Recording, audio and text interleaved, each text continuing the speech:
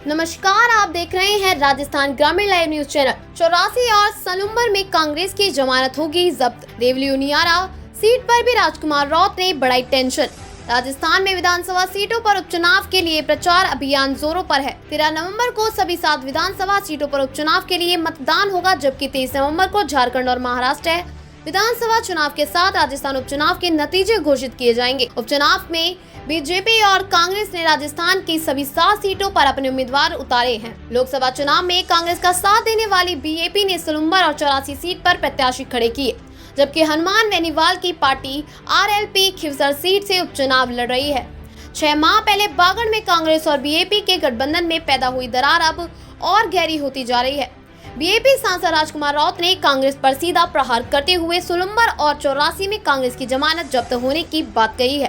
भाजपा से बीएपी का सीधा मुकाबला बांसवाड़ा सांसद ने कहा कि दोनों सीटों पर मुख्य मुकाबला कांग्रेस के साथ नहीं है। बीएपी सीधे भाजपा से मुकाबला लड़ रही है। बीएपी सांसद ने कहा कि कांग्रेस का इन दोनों सीटों पर हाल खराब है।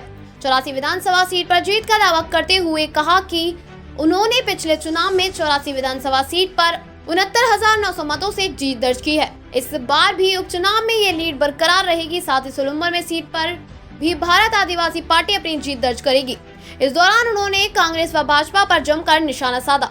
राजकुमार रौत ने कहा कि दोनों पार्टियां चुनाव में बिना विजन के उतरी हैं। उपचुनाव में 84 व सलूम्बर सीट पर कांग्रेस की जमानत जब्त होने वाले ही उन्होंने कहा कि दोनों सीटों पर भारत आदिवासी पार्टी चुनाव लड़ रही है। यह चुनाव आम जनता लड़ रही है। दोनों पार्टी पिछले लंबे समय से कांग्रेस बीजेपी के कुशासन से परेशान हो चुकी है। उन्होंने कहा कि 84 में जीत दर्ज का मार्च बढ़ाकर आगे ले जाया जाएगा। उन्होंने उपचुनाव के मुद्दे पर कहा कि कांग्रेस को हराने के लिए देवली उनियारा सीट पर निर्दलीय प्रत्याशी नरेश मीणा ने टेलीफोनिक समर्थन मांगा था, जिस पर प्रदेश स्तर से उनसे लिखित में पत्र मांगा था। इस पत्र मिलने के बाद अब भारत आदिवासी पार्टी नरेश मीणा के समर्थन में है। जल्द ही देवली उनियारा सीट पर सांसद राजकुमार रौत जनसभा करेंगे। निर्दलीय प्रत्याशी नरेश मीणा के समर्थन में जल्द ही चुनाव प्रचार करने की बात कही है। राजस्थान ग्रामीण लाइव न्यूज चैनल को सब्सक्राइब करें, जिससे हमारा नोटिफिकेशन सबसे पहले आपके पास पहुंचे।